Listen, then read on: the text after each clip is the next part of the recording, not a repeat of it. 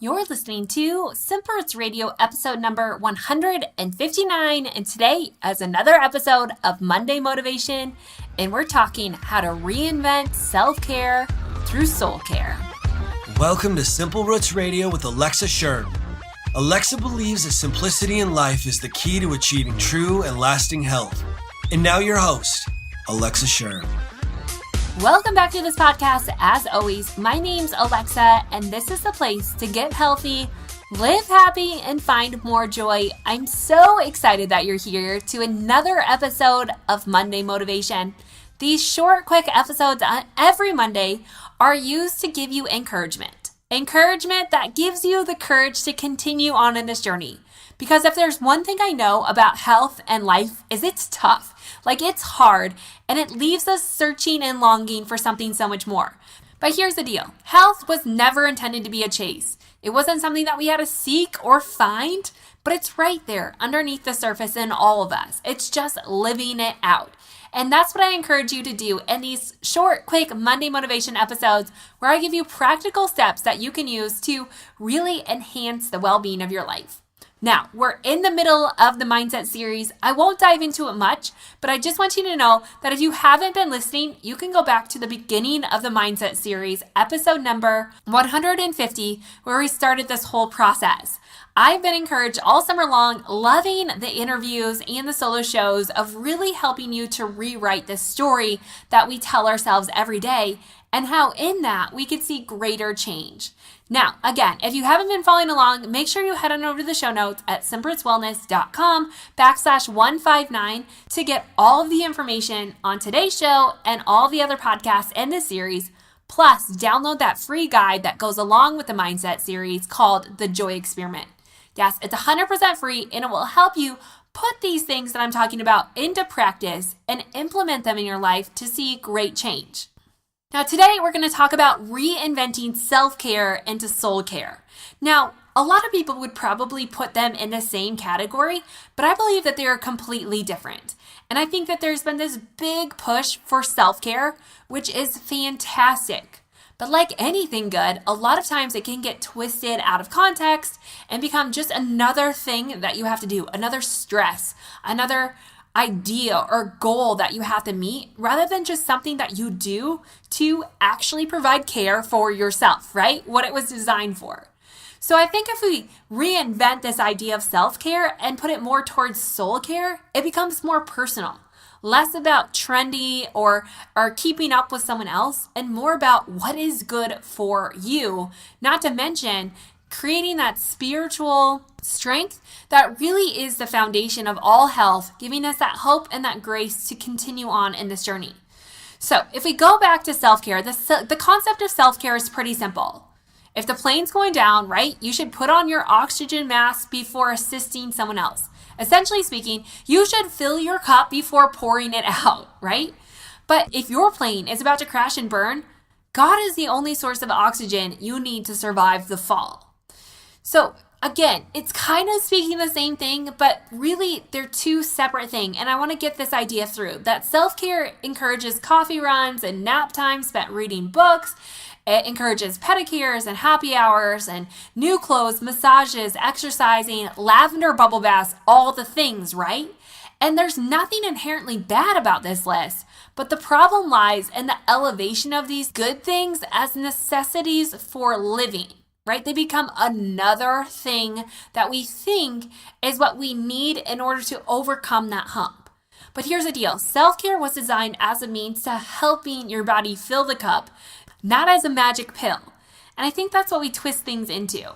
So self-care will never fill the void that was meant for God alone. Like again, it's not this magic bullet. It's not going to provide this satisfaction. I heard this really awesome analogy, and I thought it was so good that I want to share it here. Self-care is like the diet soda. Instead of offering satisfaction, it leaves you endlessly thirsting for more. Self-care buys into the world's wisdom of putting your needs in front and center, but the Bible tells us that true satisfaction and joy only come through Jesus. So when life feels overwhelming, instead of adding to the list of I need to take a bath, I need to go for a run, I need to clear my schedule, I need to get a pedicure, again, not bad things, but maybe what would change if we first put soul care into the picture? You see, self-care comes with the attitude of self, of building your own kingdom, where self-care seeks to know God better and humbly accept your human limitations. It's not the false sense of what self-care brings, which attempts to apply structure and discipline to recentering our world around ourselves and looking for hope and healing and stability from some hidden place deep within ourselves. But remember, if we go back to last week's podcast with Nicole and this mind-body-soul connection, what she stated was that we can never find healing inside of ourselves because we're broken. And broken people can't fix themselves. What we need is something outside, something bigger, right? And that's where God comes into the picture. So again, if we just continually fall into this trap of self-care and that being the answer, what we're trying to do is to get healing and stability from something that was never found within ourselves. Self-care is not a cure. But what self-care can help us do is to give us this picture that there's something bigger, right? That we need to be filled and that we can't continuously give out of an empty vessel. So the care that we really need is not buried somewhere deep inside of us. It's not waiting to be unlocked with some retreat or some diversion. No, the healing, forgiving, restoring, and transforming grace of God who loves you is exactly what you need. As Dave Mathis writes, grace is too strong to leave us passive, too potent to let us wallow in the mirror of our sins and weakness. My grace is sufficient for you, Jesus said, for my power is made perfect in weakness. It is the grace of God that gives us his meaning of grace for our ongoing perseverance and growth and joy this side of the coming new creation. And the grace of God inspires and empowers various habits and practices by which we avail ourselves of God's means. As Jesus says, where does our weary soul find rest and relief from its stress? Come to me, all who labor and are heavy laden, and I will give you rest. Take my yoke upon you and learn from me, for I am gentle and lowly in heart, and you will find rest for your souls, for my yoke is easy and my burden is light. And that's in Matthew 11:28-30. Again, it's not about giving up self-care, but it's about transforming your idea of self-care into soul care and making that the priority, because self-care will never fill us up the way that we are looking for it. Are they good things? Of course. Of course we should be taking time for ourselves and reading books and relaxing and taking moments alone and getting the massage and the occasional pedicure. Those are all great things, but they will never satisfy or cure us in the way that we're looking for and the way the world is telling us it will.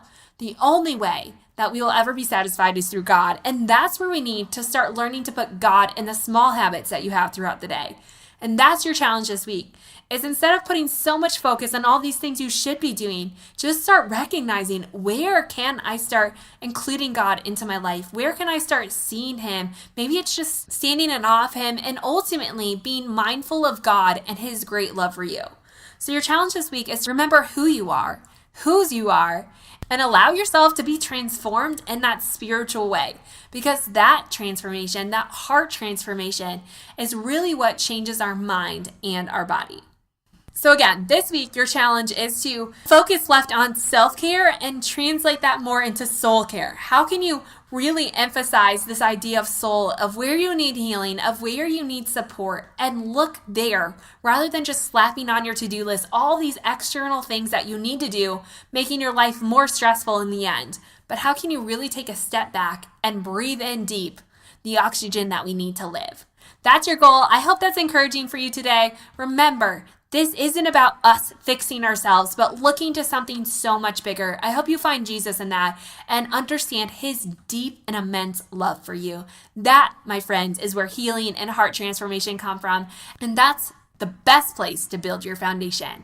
So I hope this leaves you encouraged. I will be back here on Wednesday with another episode with one of my favorite guests, Mike Foster. Honestly, I can't wait for you to hear this episode, to dive into the interview, and to understand more of his story and really deep work that we could all be doing to really transform our lives for the better. So stay tuned. I will be back here on Wednesday with more encouragement on this mindset journey. I will see you then.